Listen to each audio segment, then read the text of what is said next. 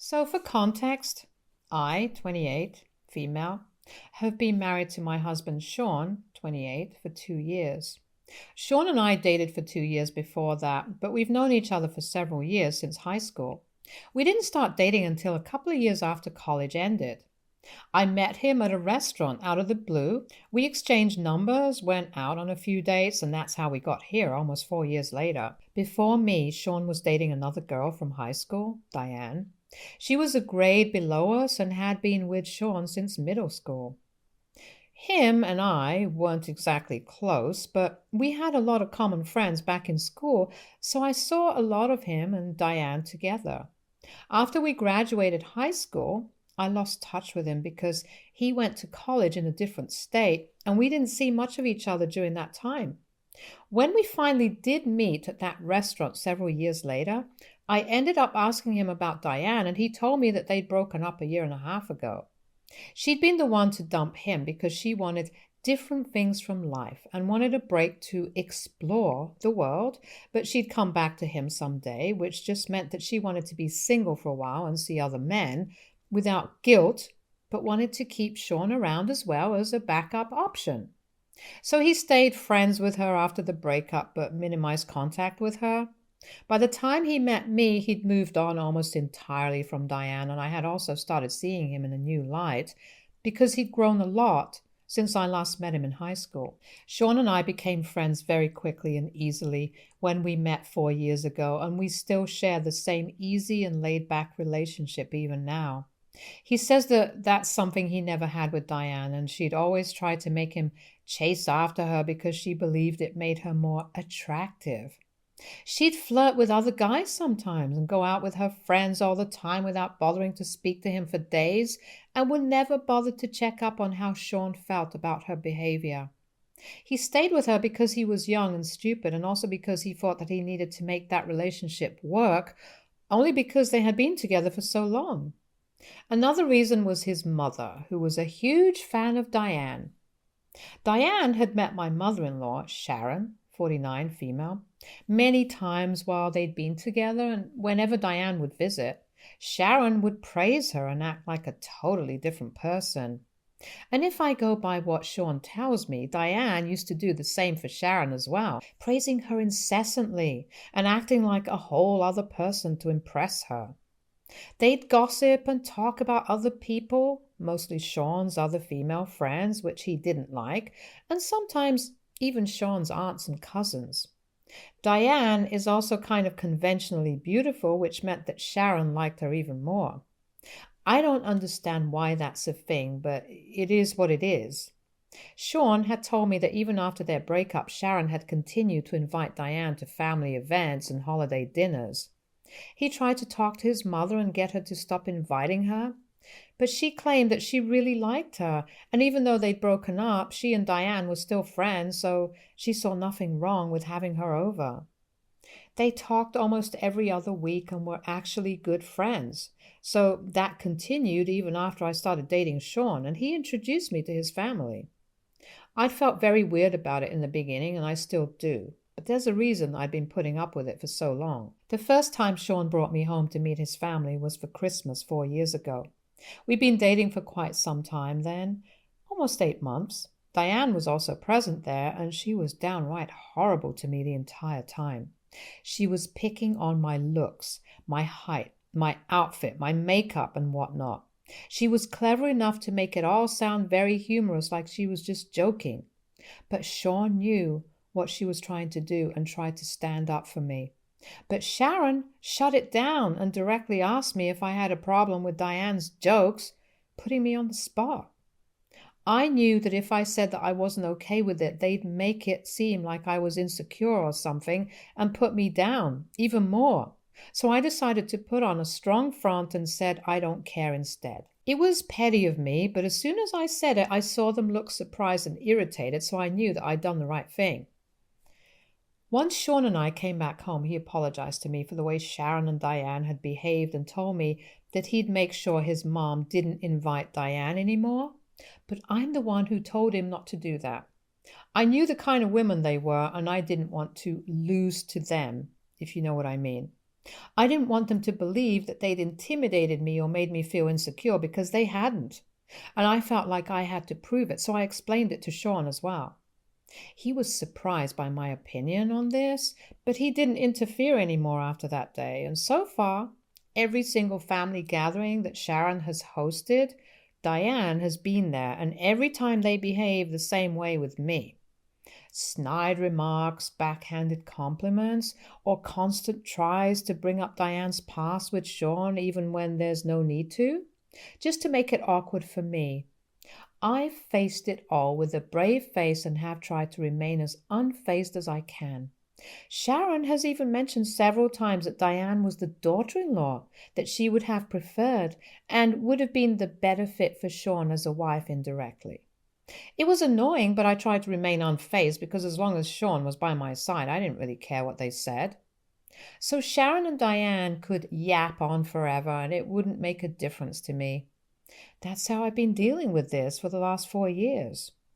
And I plan on having the same attitude for the next 4 years too. I wasn't going to be the first one to snap, and that was for sure. Now, coming to what actually happened and the incident that brought me here.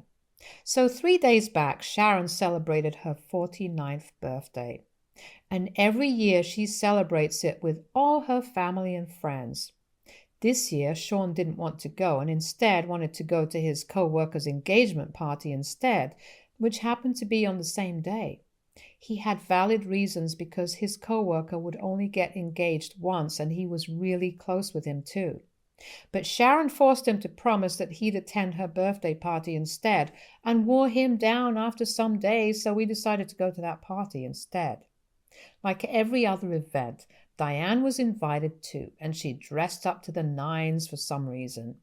Even Sharon was overdressed, but at least it was her birthday that we were there to celebrate. Sean and I had decided that we were going to leave after Sharon cut the cake and then go to the engagement party. So at around 5:30 in the evening, my father-in-law brought out the cakes, and we were surprised to see 2 cakes because one of them said, "Happy almost anniversary." Sean and I didn't know what the other cake signified, and neither did anyone else, so we waited for the birthday girl to explain instead. Instead, it was Diane who took over the reins and, to our surprise, grabbed Sean by the arm and brought him to stand by her side. We were both too shocked to do anything because he was suddenly thrust into the spotlight and everyone was looking at him. Then Diane began to talk and explain that almost 10 years ago, on Sharon's birthday, Sean had gone down on one knee and given her a promise ring because they were both 18 at the time and were about to go off to different colleges within a few months. It had been 10 years since that day, and she was still sporting that ring on her finger, which she even proudly showed off to everyone present there. She then proceeded to give Sean an awkward hug that he didn't return, and Sharon cheered them on while talking about how this time she willingly let them steal her thunder so they could celebrate what could have been. The whole thing was so incredibly ridiculous that Sean and I just stood there silently with our mouths wide open, much like all the other guests. For a good few minutes, none of us said anything because we didn't know what could possibly be said in response to something this crazy. Diane continued to babble on jokingly about how Sean was her almost husband and Sharon was her almost mother-in-law, so this was their almost anniversary, as if we didn't understand what the joke was. And Sharon cut the so-called anniversary cake to feed it to Sean. She first fed it to Diane, and then she tried to feed it to Sean, but I guess he returned to his senses and backed away from his mother when she brought the slice of cake near his mouth. She looked surprised when he did that and asked him, "What's wrong?" When she asked that question, that's when all hell broke loose and Sean started shouting at her and Diane about what they'd done. He tore into them and finally let years and years of anger out at the party. He called them both shallow, stupid, and self-involved to the point of being delusional, and said that he was ashamed that he'd even been involved with Diane and was actually related by blood to Sharon because both of them were the trashiest women he'd ever had the misfortune to ever meet. I'll admit, even I was kind of taken aback by that outburst because Sean was usually a very chill guy and rarely ever yelled or got angry at people. It took a lot to push him to the edge, and Sharon had finally done it. With the help of Diane, of course. After Sean was done yelling at them, he stormed out of the party with me, and we took a cab to his co-worker's house instead. I tried to talk to him on the cab ride there, but he looked visibly upset and said that he didn't want to talk about his mother and his ex at that moment, so I dropped it then. Once we reached the other party, his mood seemed to improve as he met his friends and other co-workers, and I was relieved that he was looking better. That day, by the time we came back home, he was in a considerably better mood, and I had decided to bring up what happened at the party again because I thought that he'd want to talk about it then. He did not, and instead, I ended up getting an earful about how some of this was kind of my fault as well. When I brought up the incident at the party, he told me that he did agree that Sharon and Diane had tried to humiliate me with the cake, but I wasn't all innocent here either. I'd been the one who, for years now, had forced him to stay quiet and allow Sharon and Diane to behave however they pleased at these events because I felt like I had to prove to them that I didn't care. I'd made it all about myself and my need to show people how nonchalant I was, but I'd totally forgotten that Sean was just as involved here as I was, and this was getting on his nerves too. Sharon, Diane, and I were the ones battling it out with our mind games, but he was the one suffering and nobody bothered to check on him and how he felt about any of this. He didn't expect it from his mother or his ex, but he did expect it from me and said that I'd kind of let him down by putting my own feelings above his regarding this situation. That night, I argued with him and told him that he was being way too harsh and unfair to me, but now that I look back on it with a cooler head, I do think he had a point. AITA for forcing my husband to stay quiet for years while his mother invited his ex to family events to put me down? Update 1. Okay, so I apologized to Sean this evening. I read the comments, I did a lot of introspection, and I talked to a couple of my friends about this too and came to the conclusion that I was in the wrong here. And whatever he'd said that day was true. I had been putting my feelings above his own and was so busy acting like Diane and Sharon's behavior didn't bother me that I didn't even stop to think that maybe it bothered Sean. So for his sake, I should at least let him put an end to this if he wants to. I made him put his own feelings aside for years so that I could win some sick mind game with people who I didn't even like. And in doing so, I jeopardized the one relationship that matters the most to me. I screwed up badly, so I knew I had to compensate for it. Sean had been giving me the cold shoulder since the day of the party, and I also had been trying to act like it didn't affect me. It's a thing that I've always had, and it's been a problem forever because my response is to just always pretend that things don't bother me even when they do. I want to be perceived as nonchalant and unfazed by anything, so I act like that and bottle up my feelings, which I now realize is a really unhealthy coping mechanism. And I definitely need to work on this if I want my marriage to work. But today I skipped work and decided to go get him dinner from his favorite place instead, along with a chocolate cake that said, "I'm sorry" on it. I came home, set it all up, and made it as romantic as I could because I know he's a sucker for sappy rom-com apologies. Also because I was just very sorry about everything I put him through unwittingly. He came back home in the evening after work and was very surprised to see what I'd arranged for him, and he'd forgiven me within 15 minutes of his arrival. We had a teary reconciliation, and I ended up crying because I was so scared that I'd lose him over this when he wasn't speaking to me. We talked things out and everything's better between us now since I acknowledged my screw-up. I explained to him my constant need to be perceived as someone who's chill and laid back. Someone who's nonchalant, basically, for no reason other than it looks cool and I don't want to be vulnerable around people. That's the real reason behind this entire mess, and he understood and respected the way I acknowledged it and said that I'd work on it instead of just pushing it all down and bottling my feelings up. He also apologized for being rude to me, but I don't think he needed to do that. He did that because he's a good man and because he loves me, which really makes me think that I won in life. After we were done with dinner, we finally spoke about and addressed what had happened the other day with Diane and Sharon. I hadn't heard from either of them after the party, and after my fight with Sean, it had all been driven out of my mind anyway. However, Sharon had constantly been texting him to make him apologize to Diane, who was allegedly inconsolable and overcome with grief because of the way Sean had behaved with her. I had to try really hard not to roll my eyes when I was reading the text that Sharon had been sending my husband to guilt trip him into apologizing to that woman. Sharon was trying to make it seem like the cake and the whole almost anniversary gag was just that, a joke, and there was nothing that they were implying with it, but I call BS on it. This is a married guy that we're talking about here, and surely they'd have enough brains to realize how inappropriate and disrespectful this was to me. They went ahead with it because they wanted to humiliate me at the party, so they couldn't just write our feelings off saying it's just a joke and that Sean had taken things too far. The audacity to even suggest that Sean and I had taken it too far and had disrespected them with that outburst, and then our walkout, was just laughable. Sean had been ignoring her texts anyway.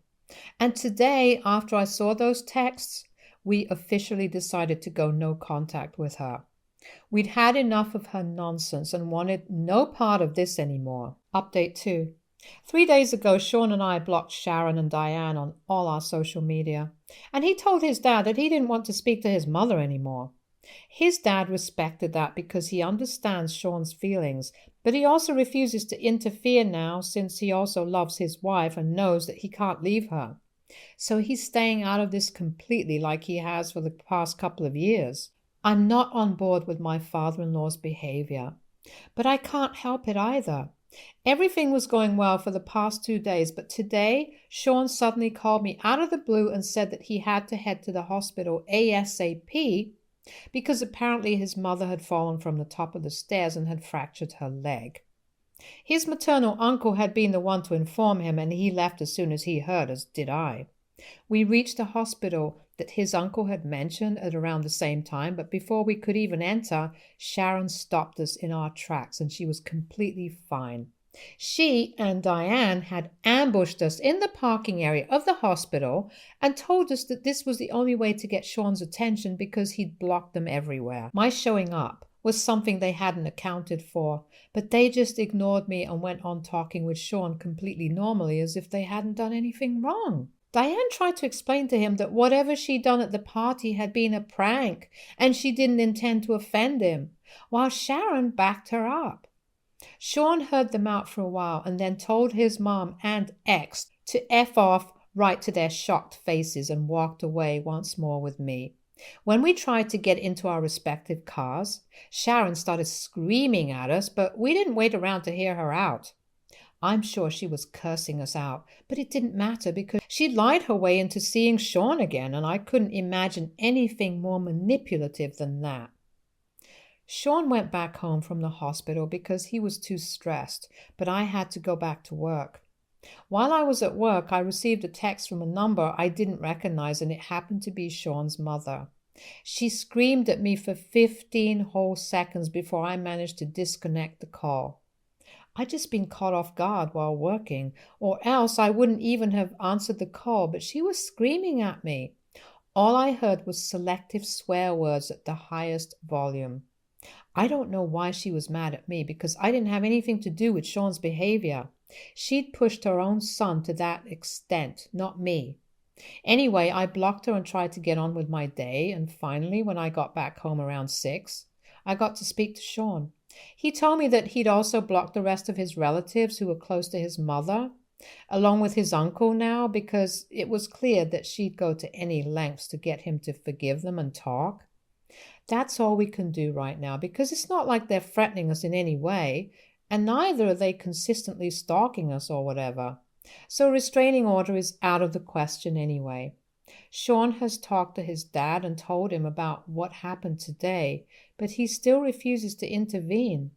It's his choice, and Sean loves his dad, so I'm not saying anything right now, but I don't think the way my father-in-law is acting is a great example of being a good father either. The least he can do is at least talk to his wife and stand up for his son. But he refuses to do even that.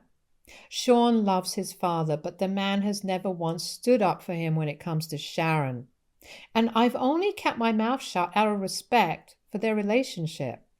Or else I'd have a lot to say about how his entire family is just ridiculously stupid people who literally never think of anything except themselves. How a man like Sean is a part of a family like this, I'll never understand. Update 3. Hey everyone. So it's been a week since the last update, and yesterday we decided to file for a restraining order against Sharon and Diane because of something they did to me, or at least tried to do, to be more precise. So I was coming back from work the other day, like 3 days back, and it was a Thursday that day. On Thursdays, I usually stop at a coffee shop near my office and get myself a frappuccino as a little treat. Last Thursday, I was about to do the same, but as soon as I entered the shop, Diane and Sharon left their seats where they'd been waiting for me and came right at me with their coffees. Before I could even react, both of them had splashed me in the face with it. And then Diane even grabbed some of the whipped cream from her cup and dumped it into my hair. I was stunned and just sort of froze on the spot for a while before the baristas rushed to help me clean up a little. They tried their best and made sure to get it all off, so a huge shout out to them for literally abandoning their jobs to help me, and even the other customers who waited patiently while I tried to wipe it all off. My clothes were all sticky and gross, and my hair was disgusting, but I was a lot cleaner by the time I was done. Some of the other customers made sure I was all right, and one asked me if I wanted to call a cop, which I did, and reported Diane and Sharon. I pressed charges against them, but they got off with nothing more than a slap on the wrist and a fine because this was just a misdemeanor and hadn't actually harmed me. Unless you're talking about my clothes from that day, which I can't wear to work again because of the faded brown coffee stains all over the front. Nevertheless, we did press charges, and that went on their record, so that'll help with the case. Sean wanted to take this public and post about this on social media so that more and more people would know and stay away from Diane, and also his mom, but changed his mind when he realized I just wanted to move on from this without any more discussion. Honestly, that incident kind of shook me up, and it sounds silly, I know, but it did make me think that if things were worse, then it could have easily been something more than just them throwing coffee at my face. They could have seriously hurt me if they wanted to because they knew my routine from my social media and they knew my address. So this could have gone south easily. Sean and I have had a decent financial year, so we'd already been considering moving, and now, after what happened, we definitely will be moving. We'd also been thinking about having babies, and we're going to start trying soon enough. But my in-laws won't ever get to meet my kids. We've cut off my father-in-law as well after he refused to intervene, even after the coffee incident. Sean got into a big fight with him and then cut him off as well. I, for one, am relieved that I won't be seeing or hearing from these people ever again now. Stay tuned for more stories from our girl relationships.